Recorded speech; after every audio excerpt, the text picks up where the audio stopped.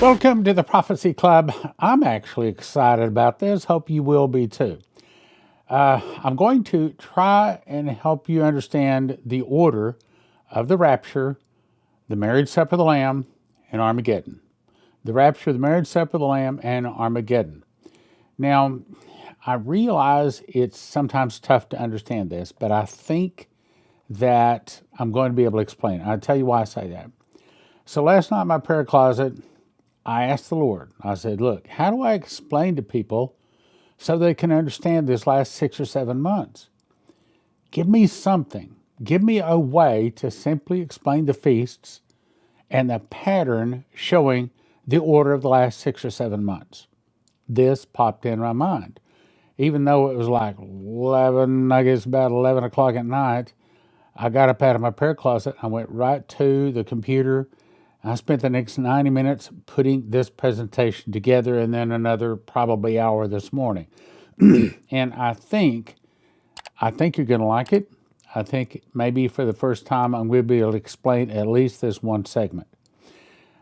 This also puts the rapture, or going to the marriage supper of the Lamb, in the correct time sequence. I think even our pre-tribbers will like this, will understand this. Might not be exactly what they've been taught, but I think you'll understand it. Okay, so first of all, what happened was in 2017, I memorized the book of Revelation. I didn't think anything special was going to happen, but something special did start happening. I started getting revelations. I mean, just wisdom popped into my head like I'd never had happen in my life. And I had 30 revelations, 2 visions, and an audible voice. One of the visions showed me a secret door, one word, Firstfruits, which I'm going to talk about today, and how it links the feasts to the prophecies of Revelation. The feasts are actually a pattern, kind of like, you play hopscotch and you put the squares down on the concrete and then you hop through it. Well, the feasts are the pattern for the last 6 to 7 months. I say 6 to 7 months because depends what year you're in and where the feasts fall, okay? The other vision showed me that I must write this in a book because he said some things cannot be understood by just audio and video. Some things, the only way you're going to understand them is to read it. And of course, if you read the book, then in the back of the book are these 2 charts that I explain about it. Okay, so I think this is a supernatural book, and I'm about to tell you something I haven't told anybody else. So after I had written the book, Leslie was at our church, and she found 7 gold 1-ounce coins in the church mailbox. Now, the thing that's unusual about that is the church is only a block away from where the DART or the homeless people, a lot of homeless people in our neighborhood, our mailbox is constantly being rifled through by homeless people. So that's a very dangerous thing. I don't think any man or woman, any flesh and blood, put those 7 1-ounce gold coins in our mailbox. I think God put them there. And I think it's because this is his book. He paid for the first printing. 7 1-ounce gold coins paid for the first printing. I don't think it's something special I did. Matter of fact, I don't think I could have memorized the book of Revelation on my own. Wasn't my idea, but I think he gave me wisdom to be able to do it. And by the way, I've since tried memorizing other things, and it's tough. I think it's a supernatural book. And I think it's supernatural because you're about to be in the tribulation. Some people say we already are. And it's essential that you understand the things I'm about to show you today. Now, I know if you're not deep into prophecy, you'll find this complicated. You may have to watch it several times, but I'm going to encourage you, you want to watch this because you're about to be living the things I'm about to be talking about. Probably most of you, if you live your 70, or if you live 70 years on this earth, chances are strong you're about to see these things come to pass in your lifetime, and your life, the life of your children, your wife, husband, are probably going to be dependent on you understanding the things I'm about to show you today. So, this is one of the charts Now, this is a doctored chart because I want to be able to explain it to you. There's one of the charts in the back of the book, Secret Door to Understand Bible Prophecy, which is available at prophecyclub.com. Now, one of the reasons that you can't understand is because most people, most American Christians, don't study the feasts. That's a problem. Second thing is they don't understand that God is speaking to them in terms of harvests. So let me show you. The first thing that gets harvested, first thing that comes ripe every year is the barley harvest. Then about 50 days later, the wheat harvest is ripe.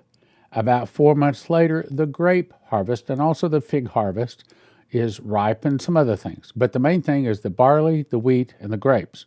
Okay, now, the barley, what did the gospel go to first? The gospel went to the Jews first.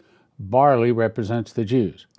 Then the Jews wouldn't accept it, so it went to the wheat or the Gentiles. And the Gentiles accepted it. Then about 4 months later is the final harvest of the year, the grape harvest. Remember, Jesus slashes, actually the two angels with sickles slashed the grapes, and Jesus with the morning stars burns the tares. They fall to the ground, a pile of ashes and bones. So if you understand, there's a barley harvest or the harvest of the Jews, harvest of the Gentiles, and then the harvest at the end of the world where anyone whose name is not in the book of life is cast into the lake burning with fire and brimstone. If the morning star hits them, that is their judgment. They are not tossed into the lake burning fire and brimstone unless they took the mark of the beast. Now, let me tie this together with the way it lays out in the year. So typically your barley harvest, which is the first fruits, and I'm going to cover that. See, there's two first fruits. There's the first fruits given to the barley or the Jews, and then there's the first fruits of the wheat. There's not a first fruits of the grape because it's done. It's over with. It's the last harvest. It's the last day. Anyway, so the barley harvest will happen on about or around in April. Then the wheat harvest generally happens on about or around in May. Again, depends on the cycle of the moon. It's not an exact date every year. And then about 4 months later, it is the grape harvest out here in September. And you remember Jesus says that there are, 4 months and then the harvest. So this actually takes place out here. I just couldn't draw it that way. All right, now let's go on to the next point. I covered this a couple of weeks ago. In the middle of the tribulation is where the Antichrist sits on the Ark of the Covenant, proclaims himself God, and stops animal sacrifice. At that point, there's 1,260 days or time times dividing of time or 42 months, however you want to cut it up, remaining until Armageddon. About 4 months before Armageddon is the marriage supper of the Lamb here. Now let's jump on. The way he laid in my heart last night is to explain it in terms of 6 questions. So I'm going to ask 6 questions, then I'll answer each of the questions. And hopefully this is going to help you to get it. And I may go long, but I'm going to go through this until we get to the end. Okay, so the first question is that of the five, how do you know that? Let me get my question right. How do you know that 5 of the 7 feasts show the order of the last 7 months? How do I know that 5 of the 7 feasts show the order of the last 7 months? Here's the answer. Okay, so the 5 I'm talking about, see, we're not these 2, those have already been fulfilled 2,000 years ago. It starts here because we know that because Jesus stopped the prophetic time clock when he arose from the dead. He starts the prophetic time clock again on the last first fruits when he comes down again. In other words, the prophetic time in terms of these is rolling when Jesus is on the earth, okay? It stopped when he arose. It starts again when he returns. That's the reason I have this little stop sign right here. It stopped on first fruits, and prophetic time clock starts again on first fruits. When he returns the next time, he returns 2 more times, he is returning for the barley harvest. And the barley harvest is very small. And I'll show you that in the scriptures too. And this is when he resurrects 144,000 one-year-old Jewish boys. Then he walks around with them for 50 days. These are they which follow the Lamb whithersoever he goeth. These were redeemed from among men, being the firstfruits. In other words, these are the first people to be resurrected since Jesus. I know what you're saying. Yeah, there's other people. Okay, that's not what we're talking about. These are the first fruits of the final harvest. Then, about 50 days later, this is first fruits of barley. This is the first fruits of the wheat harvest. Then, this is, I believe, when the bombs come down from the Russians that Dmitri was spoken of. This is about 4 months before Armageddon. When the bombs come down, we go to the marriage supper of the Lamb. The reason I don't call that a rapture is because most people think the rapture is designed to protect them from going through the 7-year tribulation. That's not the way the feasts show it. It just does not line up correct. It just doesn't. It's just not there. And again, you can keep your pre-trib belief as long as you're not willing, as long as you promise you will not take the mark of the beast. You will not bend the knee to the Antichrist or to the image of the beast. You will not do that, because there's going to be a lot of people that will get disillusioned with Christianity when they see it doesn't happen the way they thought or the way they had been taught, the way their favorite wonderful prophecy teacher had taught them. And it doesn't happen that way. Okay, so this is Zechariah 14. And his feet shall stand upon that day in the Mount of Olives. That is the first coming. That's out here. Then, you know what? I got that backwards. Okay, let me back up. Let me read this. Revelation 14:1. I looked, and lo, a lamb stood upon the Mount Zion. Okay, that's this one here. Then, 4 months later, his feet shall stand upon the Mount of Olives, meaning when he comes the next time, he is resurrecting 144,000 of the barley harvest. Then 4 months later, he returns to the Mount of Olives, and that's Armageddon.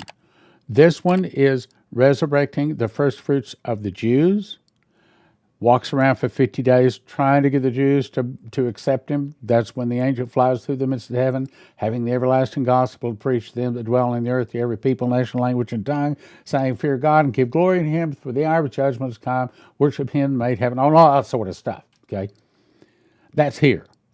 Then we go to the marriage supper of the Lamb. Jesus crowned King of Kings and Lord of Lords. 4 months later, he returns on white horses, us in tow, on the Mount of Olives. So you see that Mount Zion, Mount of Olives, is two different, entirely different returns. Now, back to my question. How do we know that 5 of the 7 feasts play over the last 7 months? The sacrifices start with first fruits. Here's proof. So Leviticus 23, speak to the children of Israel and say to them, when you reap the harvest and you bring the sheaf of the first fruits, so there's the first fruits of barley, of your barley harvest. The Bible does not have the word barley there, but that's the first thing that comes ripe every year around the globe, always has been. Barley is the first thing to ripen. Then about 4 months later, the wheat ripens. So what happens? Part of that feast is, this is when they have to take a he lamb, right here, a he lamb representing Jesus, a he lamb without blemish of the first year. Then part of the harvest, or the part of the sacrifice is, they get 2/10 deals of fine flour mingled with oil, no leaven. So all it is flour and oil, and they bake that. Now, 2/10 deals of fine flour does what? Okay, 2/10 deals is about the size of like two 2-liter bottles. So I want you to try to imagine two 2-liter bottles of barley flour. Then they mix it with oil. So you got a patty, let's say this big, maybe this thick. Maybe they'll pat it down a little bit, but it's not going to rise. It doesn't have any leaven. It's going to be just a chunk of barley with oil in it. And it's going to be hard to eat. It's not going to taste very good. But then they wave that before the Lord. That represents the Jews. That represents specifically the 144,000 Jews. In other words, there's not very many of the Jews that get into heaven according to this particular point. Now let's go to the next point. So the wheat harvest is with leaven, and it represents sin. So this is the barley harvest. Here's the wheat harvest. Now look what it says here. Leviticus 23:16.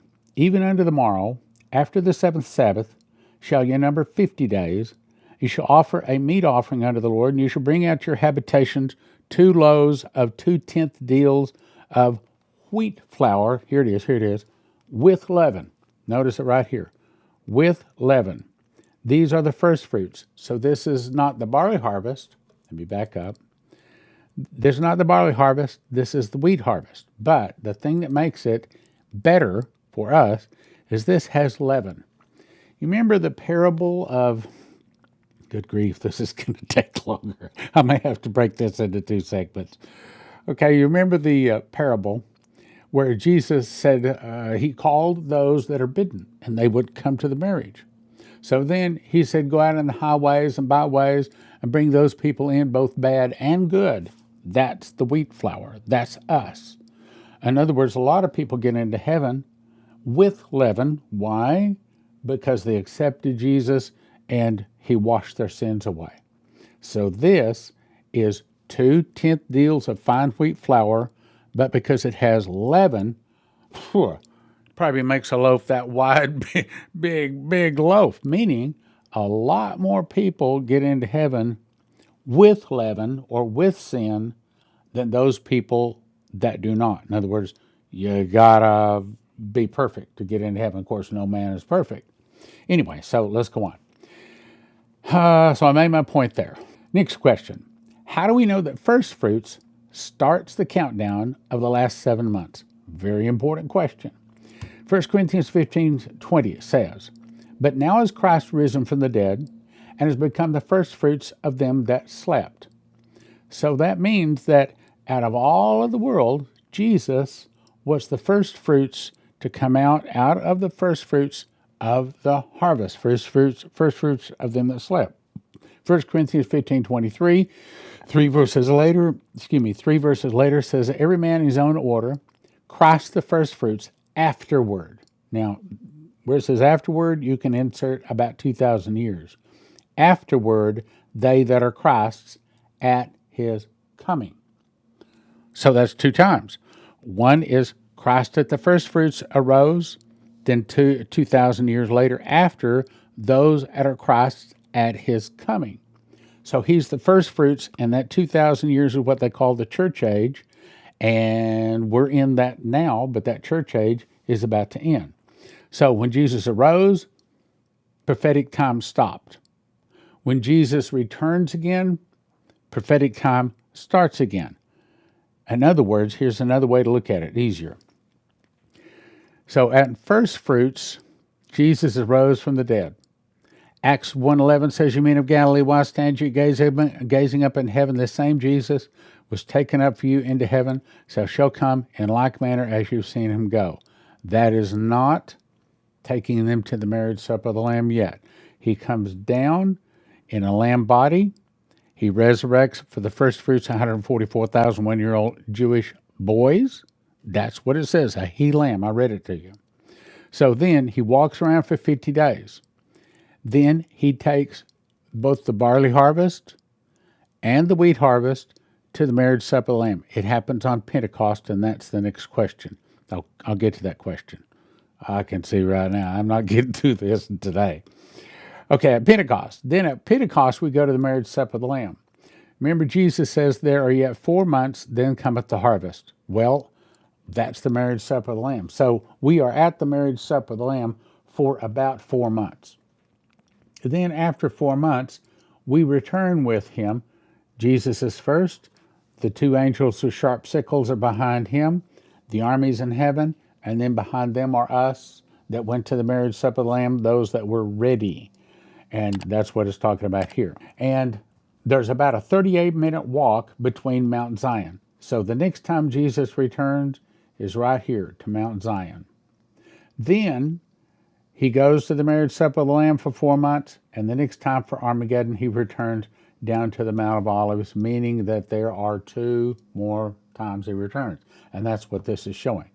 Okay, on to the next question. So how do we know Firstfruits starts the countdown of the last 7 months? Revelation 14:4. I looked unto lo, a lamb stood upon the Mount Zion. That's here and here. Okay? On the Mount Zion, and with him 144,000 having his father's name written in the foreheads. Then skip down. These were redeemed from among men, being the firstfruits unto God. Who's it talking about? It's talking about the Gentiles. The Jews. This is the barley harvest. How do we know the wedding supper is on Pentecost? That's a good question. And this is going to totally mess up the pre-trib rapture understanding, but this is what it says. So Exodus 19, here's the picture. Moses has just left with all the children of Israel. They just went through, just like a few weeks before, they went through the Red Sea. They went on down by Mara. The waters are bitter. I mean, I've been there, okay? Then they went through Elam. I've been there with the 12 wells of water. I walked that, okay? I've been down Elam. Then we went to Mount Sinai on October 8th of 2022. I climbed Mount Sinai to make it all the way to the top. I ran out of gas, so to speak, but I climbed it. So when they got to Mount Sinai, that was the marriage. And it says here, in the 3rd month, when the children of Israel gone forth out of the land of Egypt, the same day they came into the wilderness of Sinai. You have seen what I've done. Now he's skipping down. He says, you see what I did to the Egyptians. I bear you on eagle's wings and brought you unto myself. So then he gives the marriage proposal. Here's the proposal.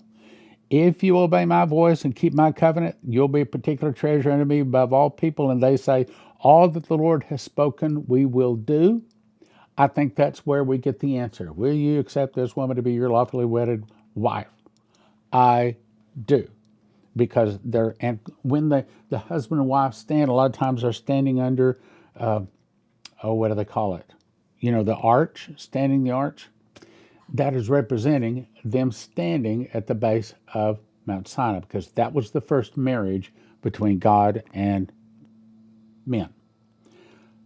So we know that the marriage supper of the Lamb happened on Pentecost, because the only one of the feasts that is in the 3rd month is Pentecost, and that happens every year.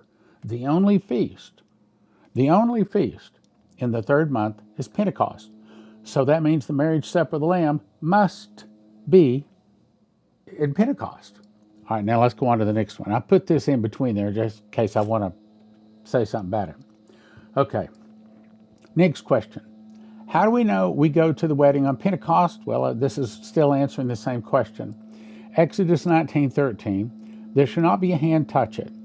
If you will be surely stoned or shot through, whether it be man or beast, this is talking about Mount Sinai. And when the trumpet soundeth long, they shall come up to the mount. So there's a trumpet that is sounded on Pentecost. Now there's also trumpets sounded on the Feast of Trumpets. Let's go on to the next question. So how do we know Jesus returns for Armageddon on the Feast of Trumpets? Now that's a big question. So we go to Leviticus 23:24. In the 7th month, and the 1st day of the month, you shall have a Sabbath, a memorial of blowing of trumpets. Why do they call it Feast of Trumpets? Because on that particular feast, that's all they do, is just blow trumpets. That's why it's called Feast of Trumpets. It's also called Rosh Hashanah. I go by the English names, which is a little easier for everybody to understand. Now let's go to Joel 2. It says, blow the trumpet in Zion, the day of the Lord cometh. That's proving this is Armageddon. A day of the trumpet, when they walk like blind men, their dust should be poured out, their blood should be poured out as dust.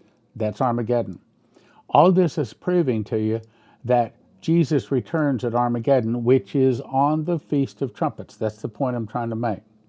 The last trumpet, for the trumpet shall sound, the dead shall rise incorruptible, we shall be changed. Then the trump of God of the dead shall rise first. It's all about a trump, or trumpets, or blowing of trumpets, and that's the day Jesus returns to destroy the tares. Matter of fact, I found two of the scriptures, Isaiah 34:4, I believe it is, said, and the sun, moon, and stars dissolve. A few verses later, it says they dissolve like smoke. So sun, moon, and stars, that's all gone. The only thing that exists is left. There's a new heaven, a new earth, and it's here on earth. That's what it's talking about. Then in the days of the voice of the seventh angel, when he began to sound, the mystery of God should be finished, meaning trumpets, Feast of Trumpets, is Armageddon. I need to back up and show you where that, let me go to this one. Okay, so let me summarize where we are so far. We're out of time here. Okay, so the next time Jesus returns is on the Feast of Firstfruits. He comes down for the barley harvest, resurrects 144,000 one-year-old Jewish boys. He walks around for 50 days trying to get them to receive him. Then the second of the firstfruits is the wheat harvest on Pentecost, and that's when we go to the marriage supper of the Lamb. 4 months later, it is the grape harvest. We return with Jesus. Then he comes down to the Mount of Olives. The first one is Mount Zion. The next one is Mount of Olives. That's the reason there's two more times. Sad to say, it is not the beginning of the tribulation. It is not the middle of the tribulation. Remember, Jesus said that that day shall not come except there come a falling away first, and that man of sin be revealed. Well, that verse right there tells you that Jesus is not coming at least until after the middle of the tribulation. Okay, so it's just not there. Let's go on. Okay, so next question. Okay, so question number 5. How do we know the dead not in Christ report for judgment on the Feast of Atonement? In other words, we've got this judgment here. This is the judgment of those in Christ. That's what this is saying.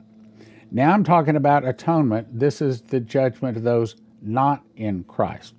Okay, so number 5. How do we know that the dead not in Christ report for judgment on the Feast of Atonement? Leviticus 23:27. Also on the 10th day of the 7th month, there shall be a day of atonement. In holy convocation you shall, here it is, afflict your souls.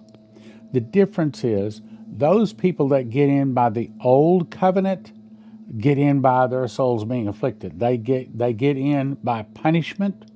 They get in specifically by their works. I'll read that in a second.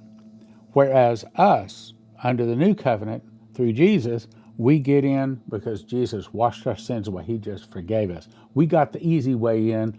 They get the tough way in. Now let's jump to Revelation 20:11. I saw a great white throne. That's Armageddon. That's atonement. That is not Armageddon, atonement. And he that sat upon it, from whose face the earth and heaven fled away, and there was no place found for them. So at this point, there is no more sun. There is no more moon. They're all gone, okay? I saw the dead. Notice there was no living. I saw the dead, small and great, stand before God, and the books were open. And another book was open, which is the book of life. And the dead were judged by the things written in the books.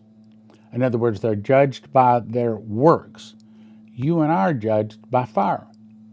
If we are left standing, watch you therefore and pray always that you might be kind of worthy to escape these things and to stand before the Son of Man. If we make it through the burning, then we stood and we're in. Now, once we're in, we can get different rewards. But these guys are in specifically and strictly and only by their works. Out of those things which are written in the books according to their works, the sea gave it the dead which are in them, the death and hell delivered up the dead which are in them. They were judged every man according to their works. Death and hell were cast into the lake of fire. This is the second death, or soul death.